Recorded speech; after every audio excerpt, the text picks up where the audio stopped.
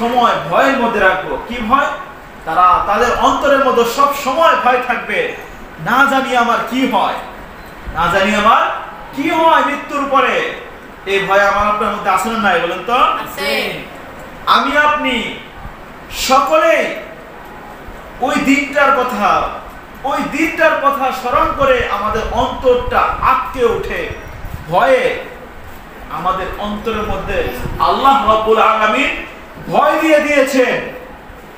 কারণ আমাদের মধ্যে যদি এই ভয়টা যদি না থাকতো, তাহলে দেখেন এই একটা মানুষ কি মসজিদে আসতেন আপনারা বলেন তো? আমরা কেউ আসতাম না। আসতাম বলেন না? আল্লাহ রাব্বুল আলামিন আমাদেরকে মৃত্যুর ভয় আমাদের অন্তরের মধ্যে দিয়ে দিয়েছেন। আমরা ভয় পাই আমাদের কি হিসাব হবে, আমরা ভয় পাই আমাদের কবরের জমানায় আমার সওয়ালের উত্তর আমি কি পারবো কি পারবো না। এই ভয় আছে না বলেন তো মুসলমান? আমাদের সকলের অন্তরের মধ্যে এই ভয়টা সব সময় কাজ করে।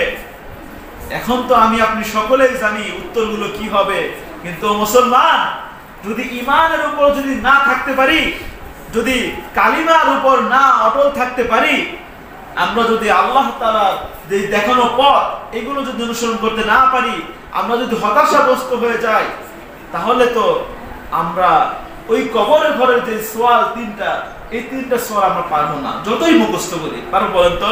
না, কেউ পারবো না আমরা। তো এই যে কিছুদিন আগে, 2-1 দিন আগে হয়তোবা বাংলাদেশ প্রতিদিন পত্রিকার মধ্যে একটা জরিপ চালিয়েছে। তারা পুরো বাংলাদেশের মধ্যে একটা জরিপ চালিয়েছে। কি জরিপ? যারা পড়েছেন হয়তো অনেকে দেখছেন বা অনেকে দেখেন নাই। আমাদের বাংলাদেশের লাস্ট 5 মাসের একটা জরিপ চালিয়েছেন। মৃত্যুর হার কত, করোনার মৃত্যুর হার কত, আর তার দুইটা জিনিসের মৃত্যুর হার জানিয়েছে। একটা হচ্ছে করোনার মৃত্যু, আর একটা আত্মহত্যার মৃত্যু। একটা কিসের মৃত্যু? করোনায় আক্রান্ত হয়ে মৃত্যু, আর হচ্ছে একটা আত্মহত্যার মৃত্যু। এই দুইটা মৃত্যুর উপর তারা জরিপ চালিয়েছেন। তো ফলাফল বের হয়েছে, করোনায় গত 5 মাসের মধ্যে মারা গেছেন 5008 জন মানুষ। কতজন? 5008 জন মানুষ মারা গেছে। আর আত্মহত্যা করে লাস্ট 5 মাসের মধ্যে মারা গেছেন 11020 জন। বলে নাউজুবিল্লাহ। তাহলে দেখেন তো করোনার মৃত্যু বেশি হয়েছে নাকি ওই আত্মহত্যার বেশি মৃত্যু হয়েছে? এখন এই মৃত্যুগুলো আবার জরিপ চালিয়েছে, কেন তারা মৃত্যুবরণ করলো? যারা করোনা হয়ে মারা গেছে তাদের তো আল্লাহ রাব্বুল আলামিন তাদেরকে শহীদ মর্যাদা দান করবেন, হুকমি শহীদ। আমরা এর আগে সপ্তাহে জেনেছিলাম।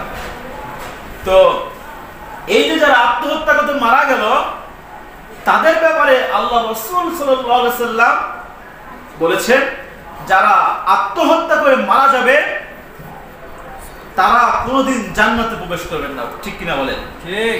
আল্লাহ রাসূলের সহিহ হাদিস যে তোমরা যদি আত্মহত্যা করে মারা যাও, তাহলে যে অবস্থায় মারা গেছে, কেউ যদি বিষ খেয়ে মারা যায়, তাকে আল্লাহ রাব্বুল আলামিন তার পায়ের নিচে আগুন জ্বালিয়ে দিবেন এবং তাকে আল্লাহ রাব্বুল আলামিন জাহান্নামের তিক্ত বিষ তাকে ভক্ষণ করতে দিবেন। নাউজুবিল্লাহ। কেউ যদি ফাঁসি নিয়ে মারা যায়, তো তাহলে তাকেও আল্লাহ রাব্বুল আলামিন তার পায়ের নিচে আগুন জ্বালিয়ে দিবেন এবং তাকে জাহান্নামের অগ্নিকুণ্ড, অগ্নির রশি দিয়ে তাকে আল্লাহ রাব্বুল আলামিন ফাঁসি দিয়ে মারবেন। এখন কি দুনিয়ার মতো মৃত্যু হবে? একবার মারা গেছে শেষ? না, বলা হয় একবার মারা যাবে জাহান্নামে, যেরকম ভাবে এই যে একবার মারা যাবে, আবার তাকে আল্লাহ রাব্বুল আলামিন আবার জীবিত করবেন। একবার মারা যাবে, আবার তাকে জীবিত করবেন। এভাবে তার অন্তকাল শাস্তি হতেই থাকবে। পক্ষান্তরে জান্নাতে যারা আল্লাহ রাব্বুল আলামিনের দয়ায় যারা প্রবেশ করবে, তারা তারা কোনোদিনও মারা যাবে না। সুবহানাল্লাহ। ওই জান্নাতে প্রবেশ করার পরে আল্লাহ রাব্বুল আলামিন একটা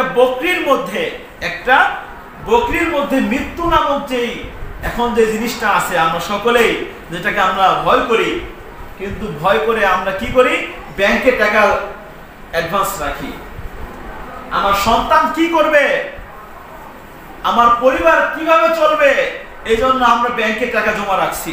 কিন্তু মুসলমানের সন্তান, তোমার ব্যাংকে তুমি কি পরিমাণ জমা রাখছো, তোমার মৃত্যুর পরে যেই হিসাব নিকাশ হবে, ওই ব্যাংকের অ্যাকাউন্টে তোমার কত আছে একটু জরিপ চালাও। তো দেখা গেল তারা এই বাংলাদেশ প্রতিদিনে তারা জরিপের মধ্যে দেখা গেল যে তারা জানতে পারলো বেশির থেকে বেশি মানুষ মারা গেছে দুইটা কারণে। কয়টা কারণে বলেন? দুইটা কারণে। এক হচ্ছে হতাশাগ্রস্ত,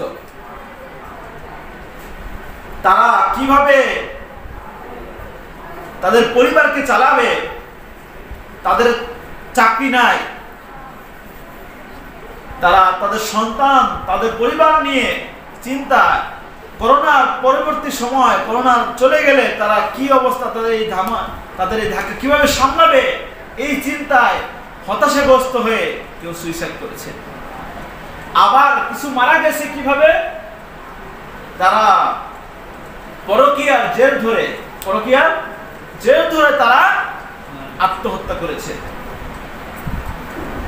এই যে এই দুইটা বিষয়ে এতগুলো মানুষ, আরো বিষয়, এসব বিষয়ের মধ্যে তারপরে ভাই ক্ষমতার দাপটে, ক্ষমতার জোরে এই মানুষগুলো একজন আরেকজনকে হত্যা করেছে, কেউ বা নিজে আত্মহত্যা করেছে।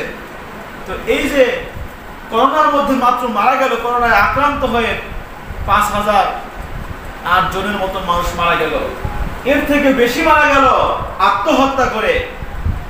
তাহলে দেখা গেল করোনার থেকেও বেশি ভয়ানক রূপ দিয়েছে কি? আত্মহত্যা।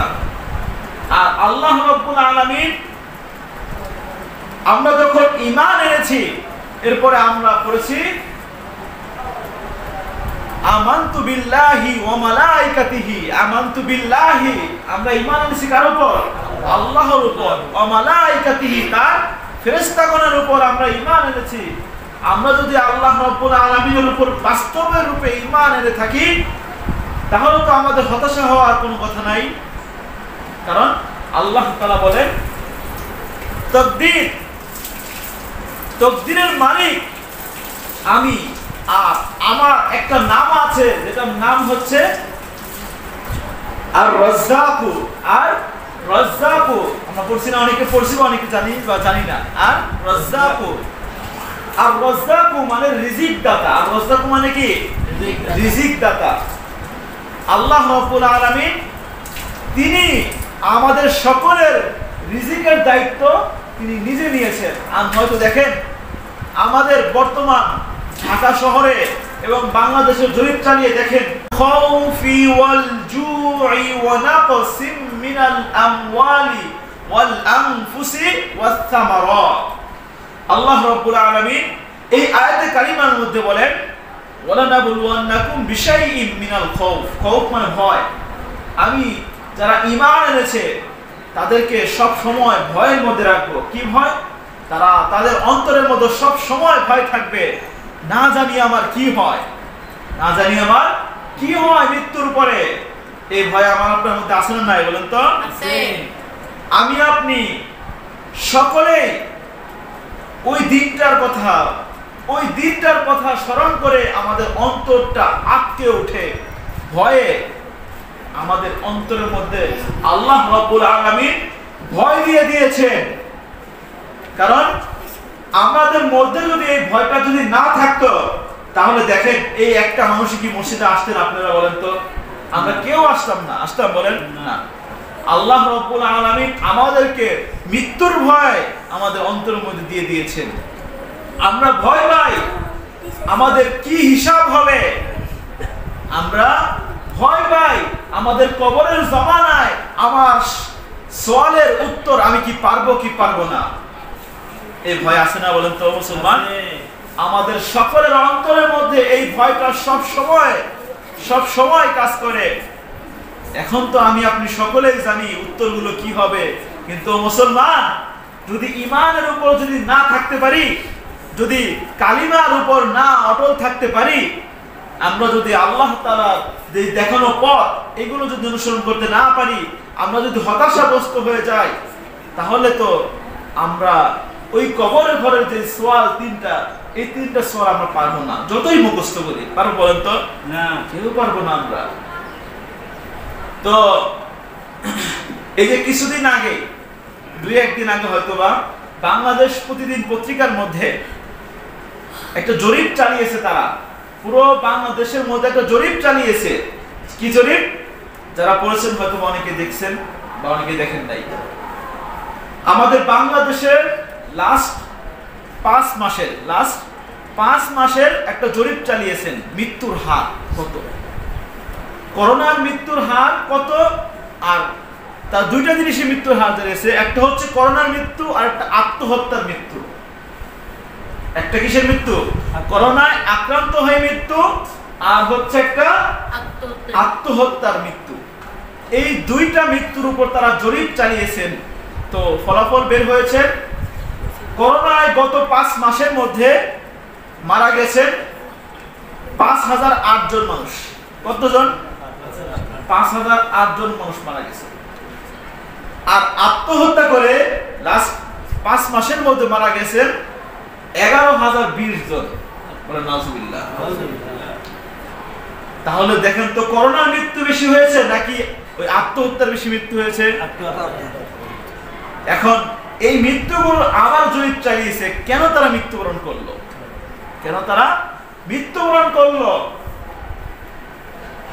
যারা করোনা হয়ে মারা গেছে তাদের তো আল্লাহ রাব্বুল আলামিন তাদেরকে শহীদ মর্যাদা দান করবেন, হুকমি শহীদ।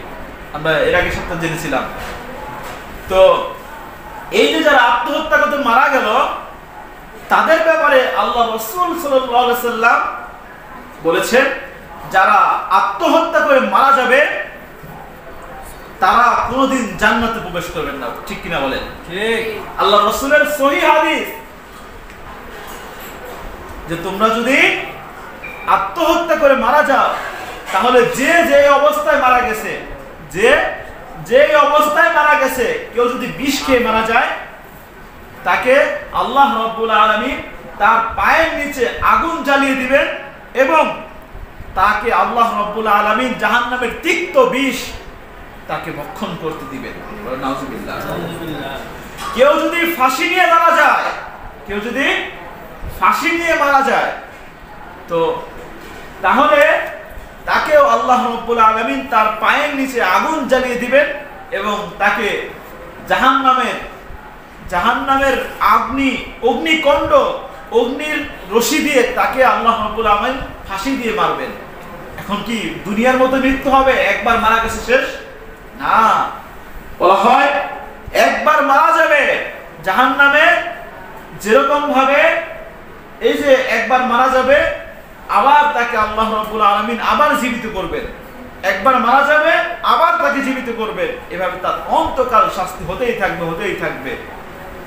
পক্ষান্তরে জান্নাতে যারা আল্লাহ রাব্বুল আলামিনের দয়ায় যারা প্রবেশ করবে, তারা কোনোদিনও মারা যাবে না। সুবহানাল্লাহ। ওই জান্নাতে প্রবেশ করার পরে আল্লাহ রাব্বুল আলামিন একটা বকরির মধ্যে মৃত্যু নামক এখন যে জিনিসটা আছে, আমরা সকলেই যেটাকে আমরা ভয় করি, কিন্তু ভয় করে আমরা কি করি? ব্যাংকে টাকা অ্যাডভান্স রাখি। আমার সন্তান কি করবে, আমার পরিবার কিভাবে চলবে, এই জন্য আমরা ব্যাংকে টাকা জমা রাখছি। কিন্তু মুসলমানের সন্তান, তোমার ব্যাংকে তুমি কি পরিমাণ জমা রাখছো, তোমার মৃত্যুর পরে যে হিসাব নিকাশ হবে, ওই ব্যাংকের অ্যাকাউন্টে তোমার কত আছে, একটু জরিপ চালাও। তো দেখা গেল তারা এই বাংলাদেশ প্রতিদিনে তারা জরিপের মধ্যে দেখা গেল যে তারা জানতে পারলো বেশির থেকে বেশি মানুষ মারা গেছে 2টা কারণে। কয়টা কারণে বলেন?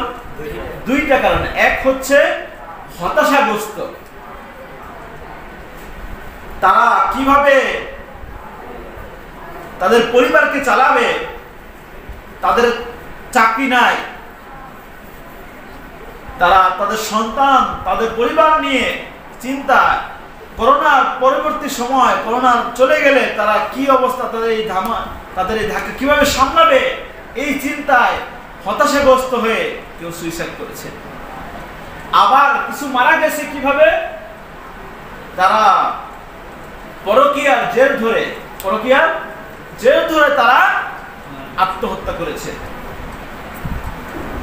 এই যে এই দুইটা বিষয়ে এতগুলো মানুষ, আরো বিষয়, এসব বিষয়ের মধ্যে তারপরে ভাই ক্ষমতার দাপটে, ক্ষমতার জোরে এই মানুষগুলো একজন আরেকজনকে হত্যা করেছে, কেউ বা নিজে আত্মহত্যা করেছে।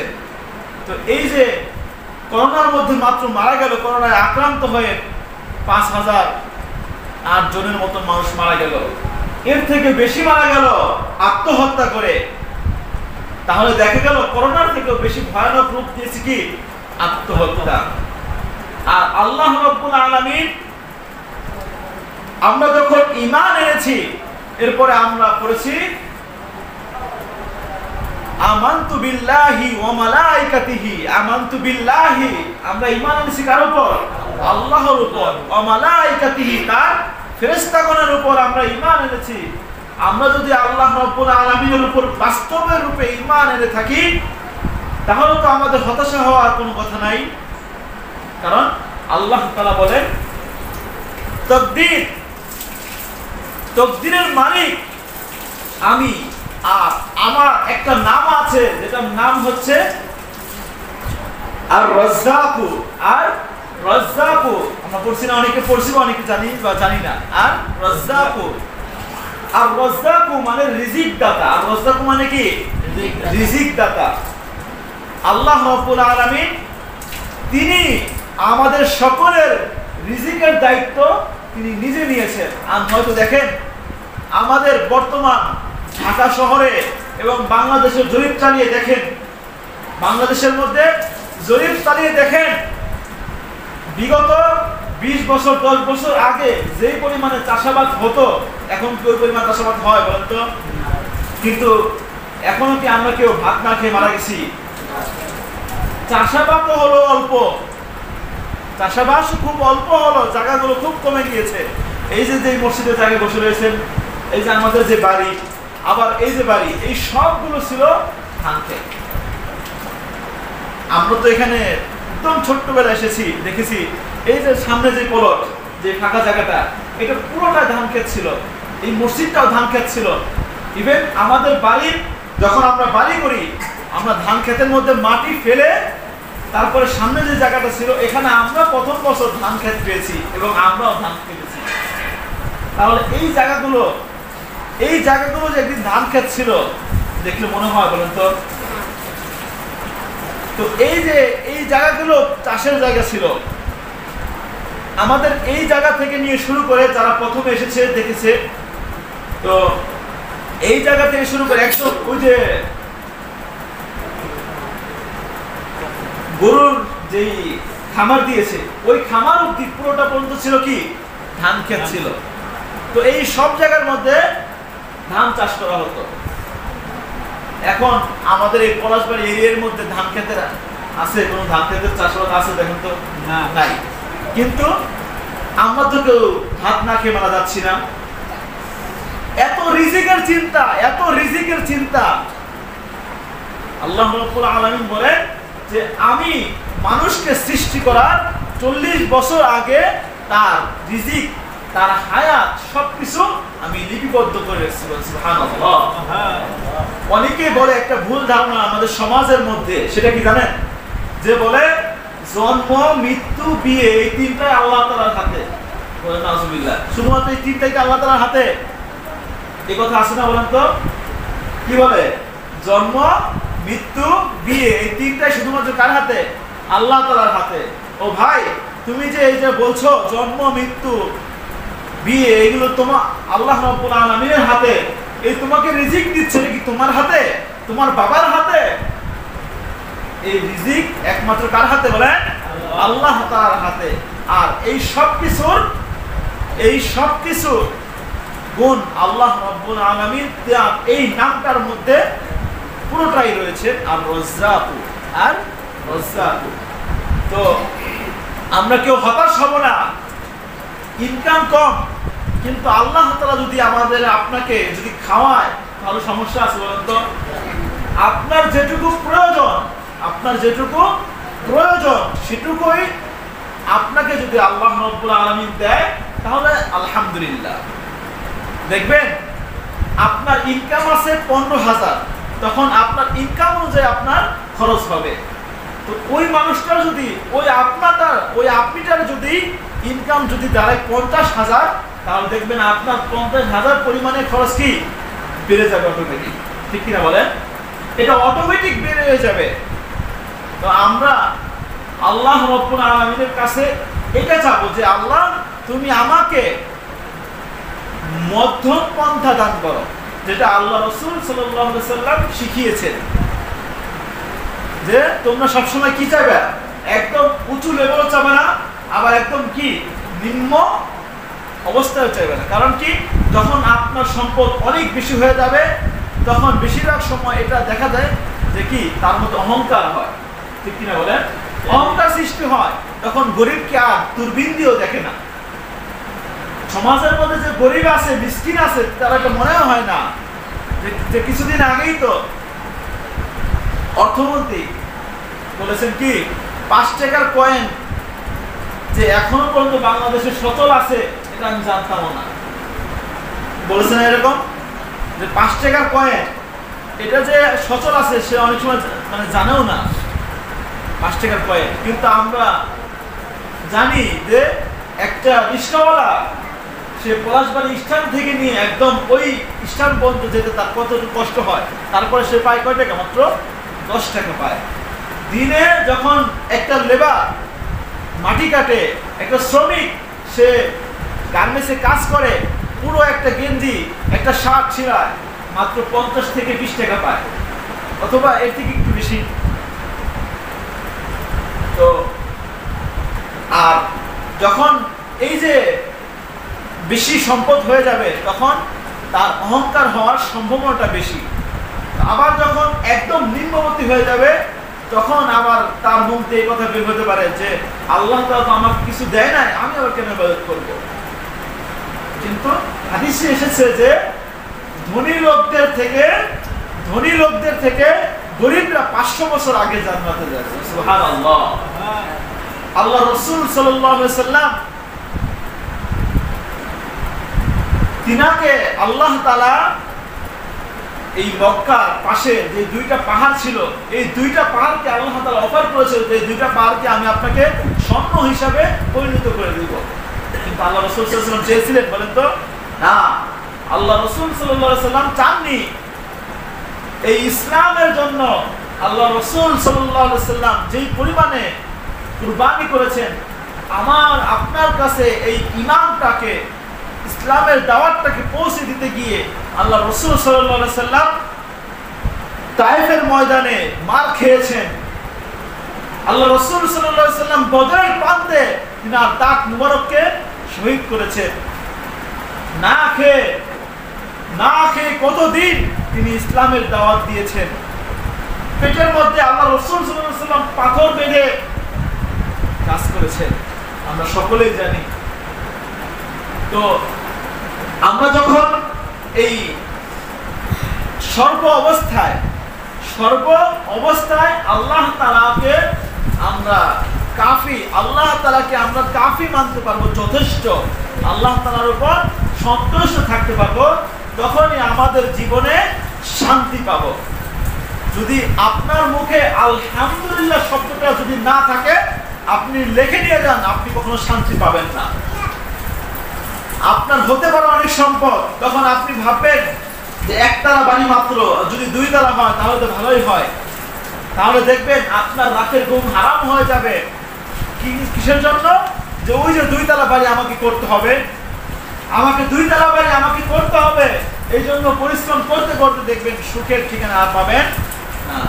যদি আল্লাহ তাআলা আপনাকে এই যে একতলা বাড়ি করার তৌফিক দিয়েছেন অথবা একটা বিল্ডিং করার তৌফিক দান করেছেন, এখানে আপনি যদি শুকরিয়া আদায় করে আল্লাহ তাআলার উপর শুকরিয়া আদায় করেন, তাহলে দেখবেন আপনার এই একতলা বাড়ির মধ্যে যে পরিমাণে শান্তি দিবেন সেটা আপনি পাঁচতলার মধ্যে শান্তি পাবেন না।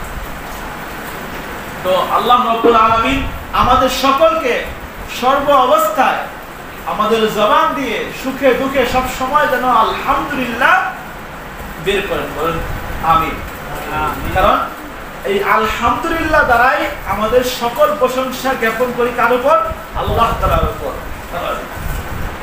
আমরা যখন শুকরিয়া আদায় করব তখন আল্লাহ তাআলা আমাদের নিয়ামতকে বাড়িয়ে দিবেন, আর যখনই আমরা আমাদের নিয়ামতের শুকরিয়া আদায় করব না তখন আল্লাহ তাআলা আমাদের কি করবেন? লাইন শাকারতুম লাযিদান্নাকুম ওয়া লাইন কাফারতুম ইন্না আযাবি লাশাদীদ। স্পষ্ট ভাবে বলা হয় এই কোরআনের মধ্যে যে যখন মানুষ নিয়ামতের শুকরিয়া আদায় করবে না তখন আল্লাহ রাব্বুল আলামিন তার নিয়ামতটাকে ছিনিয়ে নিয়ে যাবেন। তার নিয়ামত কি করে নেবেন? বলেন ছিনিয়ে নিয়ে যাবেন। তো মুসা আলাইহিস সালামের জমানার একটা ঘটনা হলো, মুসা আলাইহিস সালামের জমানার এক ঘটনা যে এক ব্যক্তি মুসা আলাইহিস সালামের কাছে অভিযোগ জানালেন। কি জানালেন? বলেন অভিযোগ। কি অভিযোগ? যে আল্লাহ তাআলা সকল মানুষকে এত সুন্দরভাবে পরিপাটি জীবন দিয়েছেন, কিন্তু আমার থাকার মতন জায়গা নাই। আমি আগামী বেলায় দুপুর বেলায় আমি কি খাবো আমার কিছুই নাই। আমার শুধুমাত্র পরনে একটা মাত্র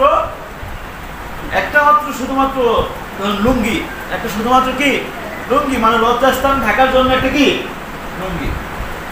তো আমি আল্লাহ তাআলার শুকরিয়া আদায় কিভাবে করব? এরপর মুসা আলাইহিস সালাম বললেন, না, তুমি আল্লাহ তাআলার শুকরিয়া আদায় করো, আল্লাহ তাআলার শুকরিয়া আদায় করো। তো তখন তিনি রাগান্বিত হয়ে গেলেন যে আল্লাহ তাআলা আমাকে কি দিয়েছেন, আমি কি শুকরিয়া আদায় করব? আল্লাহ তাআলা ওই ব্যক্তিকে বুঝানোর জন্য কিছুক্ষণ পরে ঝোঁকা হাওয়া অনেক তীব্র বাতাস জারি করে দিলেন, আর এই বাতাসের ফলে তার লুঙ্গি, তার এই সব লজ্জাস্থান ঢাকার জন্য যেটুকু কাপড় ছিল এটুকু কি হয়ে গেল? চলে গেল। তো এখন তার লজ্জাস্থান ঢাকার মতো কি নাই, কোনো কাপড় নাই। তখন সে মনে মনে বলতেছে, এই যে লজ্জাস্থান ঢাকার মতো যে কাপড়টুকু ছিল এটুকু তো আল্লাহ তাআলা আমার কাছ থেকে কেড়ে নিয়ে গেল, আমি যদি শুকরিয়া আদায় করতাম আল্লাহ তাআলা তো আমার কাছ থেকে এটা কেড়ে নিতেন না। তখন হযরত মুসা আলাইহিস সালাম তিনার কাছ দিয়ে গেলেন, তখন বললেন, দেখেছো আল্লাহ তাআলা তোমাকে যেটুকু দিয়েছে এটুকু নিয়ামত যদি তোমার কাছ থেকে ছিনিয়ে নেওয়া হয় তুমি কিভাবে বিপদে পড়বা? আজকে তোমার হতে পারে একটা বাড়ি নাই, তোমার হতে পারে তোমার গাড়ি নাই, তোমার হতে পারে ব্যাংকে 1 লাখ 2 লাখ 5 লাখ টাকা নাই, কিন্তু তোমার একটু মাথা থেকে পা অবধি তুমি তাকাও, তোমার তাকাও, দেখতে পারবা তোমার নিয়ামত আল্লাহ তাআলা দিয়েছে কি দেয় নাই। ঠিক কিনা বলেন?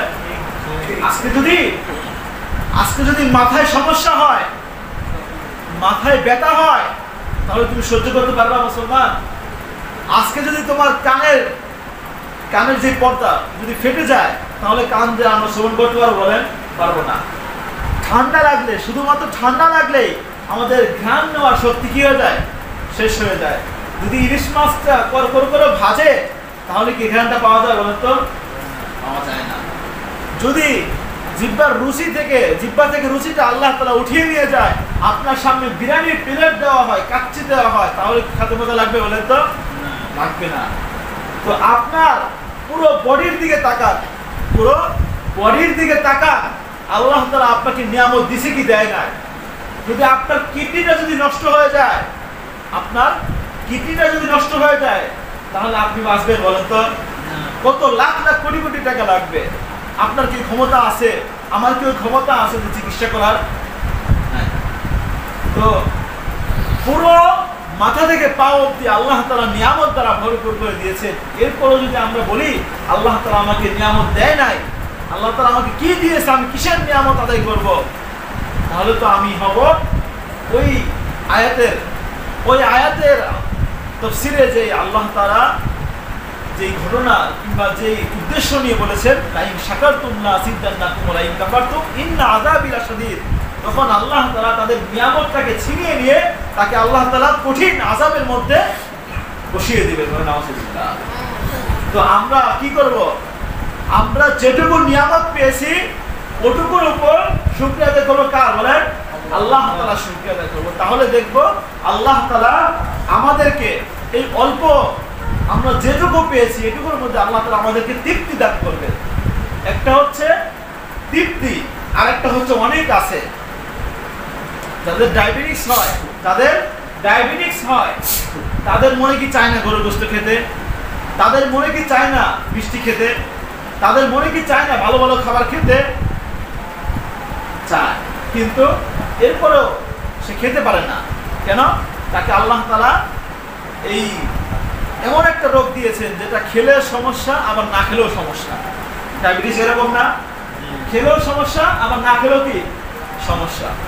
তো আপনি যেদিকে তাকান এই সব জায়গায় আল্লাহ তাআলা নিয়ামত দ্বারা ভরপুর করে রাখছেন।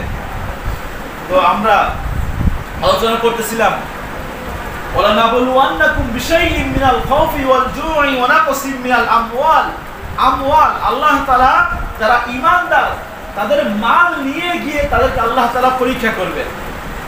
তাদের মাল ধন সম্পদ নিয়ে গিয়ে আল্লাহ তাআলা কি করবেন? পরীক্ষা করবেন।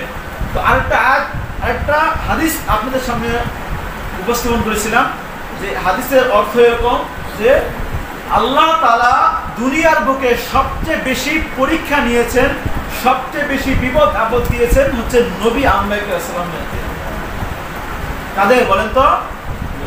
নবী আম্বিয়াদের সবচেয়ে বেশি বিপদে ফেলেছেন আল্লাহ তাআলা।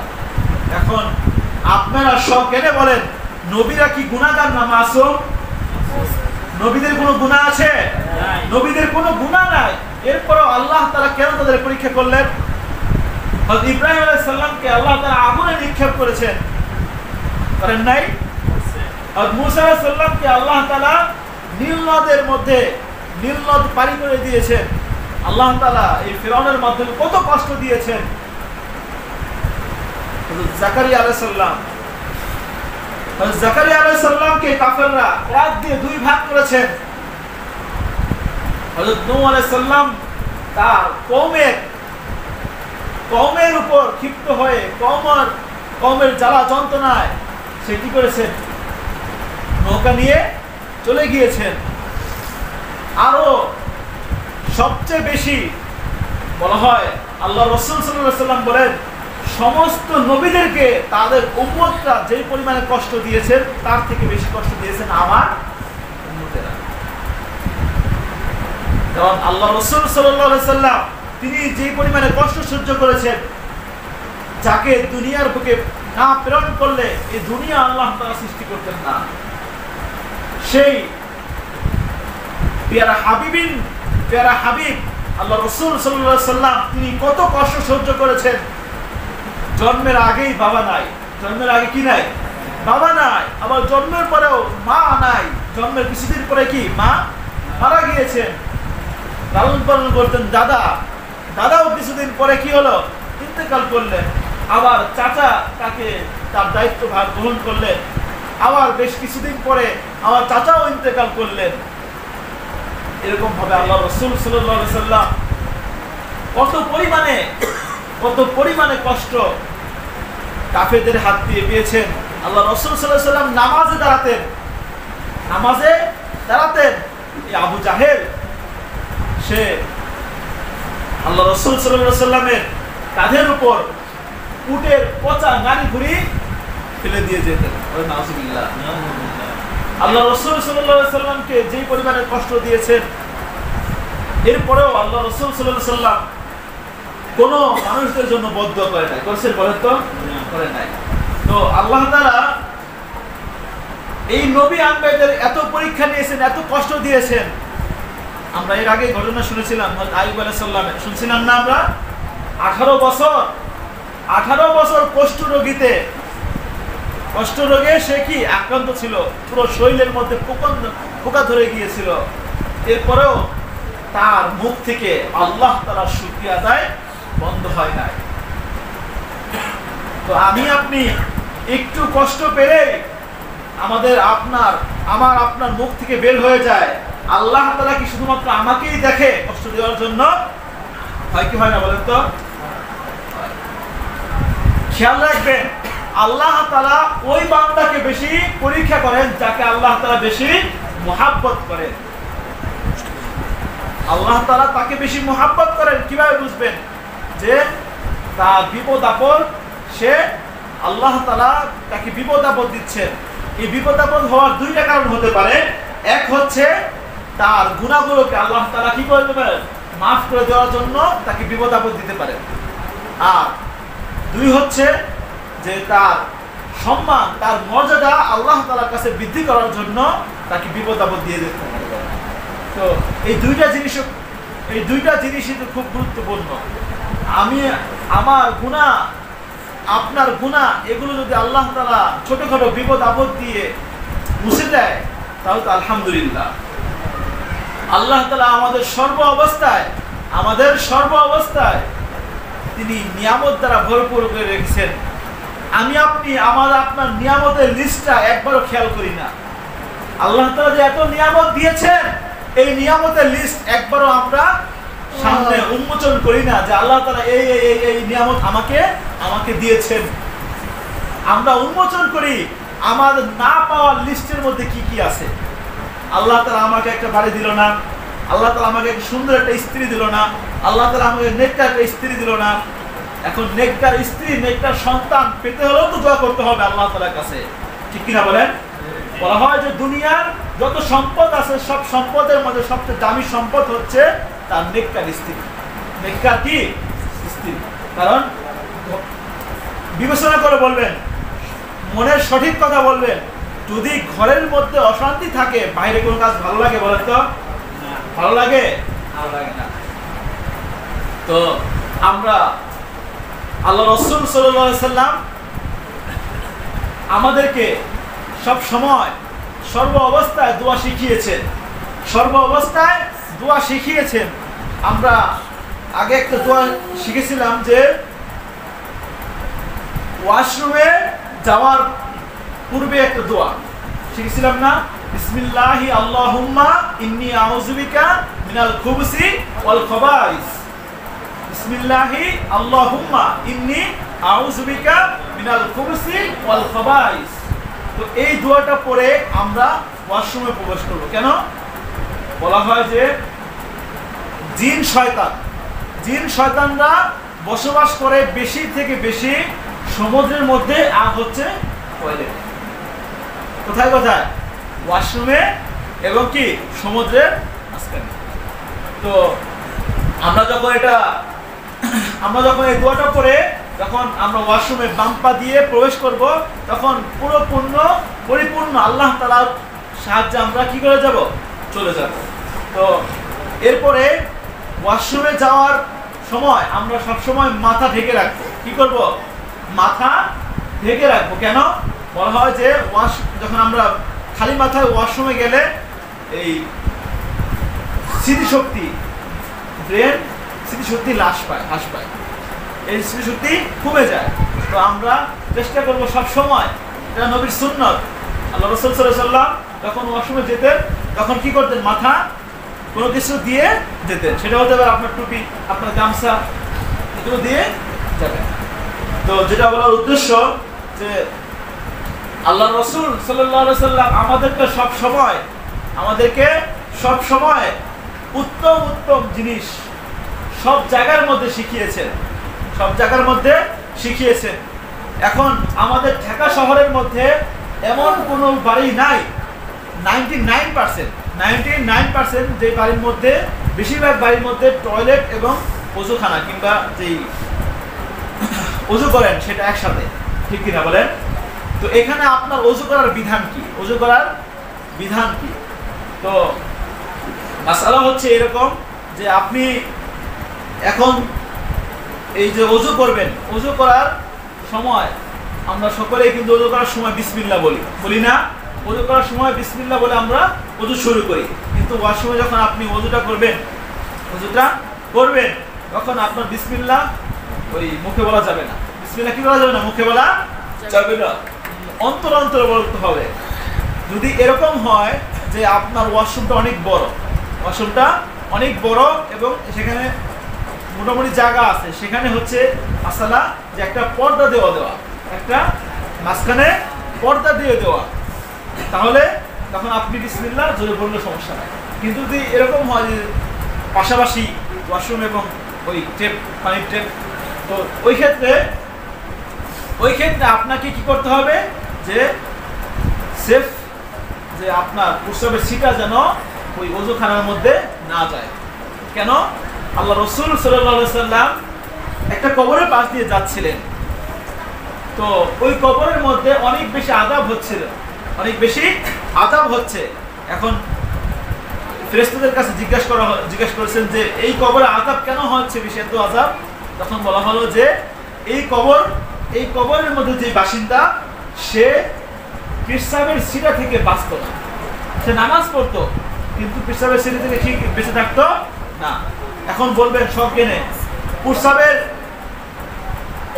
অনেক ফোঁটা হলেও কি নাপাক, অনেক ফোঁটাও নাপাক, আবার এক ফোঁটাও কি নাপাক না? এক ফোঁটা 1 ইঞ্চি যে পরিমাণে এক ফোঁটা যেরকম ভাবে নাপাক, ঠিক তদ্রুপ অনেক বেশিটাও কি নাপাক। তো এই পেশাবের ছিটা থেকে না বাঁচার কারণেও কবরের আযাব অনেক বেশি হয়। তো সেক্ষেত্রে আমাদের কি করতে হবে? সচেতন হয়ে আমরা যখন ইস্তেঞ্জা সারি তখন আমাদের সচেতন হয়ে আমাদের খেয়াল রাখতে হবে যেন প্রস্রাবের ছিটাটা যেন ওযুখানায় না যায়। কারণ ওটা যদি নাপাক হয়, আপনি যতই ওযু করেন আপনার কি ওযু হবে বলেন তো? আর ওই ওযু দিয়ে নামাজ পড়লে নামাজ কবুল হবে? আর ওই নামাজ পড়ে যদি দোয়া করেন দোয়া কবুল হবে না। তাহলে আমাদের একদম গোড়া থেকে আমাদের সচেতন হতে হবে। তো সম্মানিত হাজরিন, আজকে আমরা একটা বিষয় আমরা আলোচনা থেকে পেলাম, যেটা হচ্ছে আমাদের জীবনে কখনো হতাশাগ্রস্ত হতে হবে না, হতাশাগ্রস্ত হওয়া যাবে না। আপনার যতটুকু ইনকাম আপনি দোয়া করবেন, হে আল্লাহ আমার এতটুকু আল্লাহ তাআলা তুমি আমাকে ইনকাম দিয়েছো, আর এতটুকুর মধ্যে তুমি আমাকে বরকত দান করো। কি করবো বলেন? কিসের দোয়া করব? বরকতের দোয়া করব। আমরা এই দোয়া করবো না যে হে আল্লাহ তুমি আমাকে 50,000 টাকা ইনকাম করে দাও, 50,000 টাকা ইনকাম করে দাও। দেখবেন 50,000 টাকা যদি আপনার ইনকাম হয়, তখন আপনার বিবির চাহিদা হবে যে আমাকে এই মাসে 15,000 20,000 টাকা দিয়ে একটা শাড়ি কিনে দিতে হবে, ঠিক কিনা বলেন? আর এখন আপনার ইনকাম 15,000, তো আপনার স্ত্রী চাই কি আমাকে 200 টাকা দামের গস কাপড় দিয়ে একটা কি জামা বানিয়ে দিবা। কথা বাস্তব কিনা বলেন তো? আপনার যদি ইনকাম এই পরিমাণ দেখে আপনার স্ত্রী, তখন আপনার কাছে চাওয়াটাই স্বাভাবিক। আপনার সন্তান আপনার কাছে চাইবে তখন ল্যাপটপ চাইবে যে বাবা তোমার তো ইনকাম 50,000 টাকা, আমাকে একটা ল্যাপটপ কিনে দাও। আর এখন আপনার কাছে চাইবে না। তো সেক্ষেত্রে আমরা সব সময় আল্লাহ তাআলার কাছে চাইবো কি? বরকত চাইবো। হে আল্লাহ আমার অল্প ইনকামের মধ্যে তুমি আমাকে কি করো? বরকত দান করো। তো সম্মানিত হাজরিন, আমরা এই জুমার থেকে আমরা শিখলাম আমাদের জীবনে হতাশাগ্রস্ত হওয়া যাবে না, এবং যতটুকু পেয়েছি আমরা সব সময় শুকরিয়া আদায় করবো। কার বলে? আল্লাহ তাআলা শুকরিয়া আদায় করবো, আর আমাদের মুখের মধ্যে লেগে থাকবে আলহামদুলিল্লাহ। পারা যাবে ইনশাআল্লাহ। আলহামদুলিল্লাহ তো আমাদের তৌফিক দান করুন, আমিন। তো সম্মানিত হাজরিন, আমরা আল্লাহ তাআলার জন্য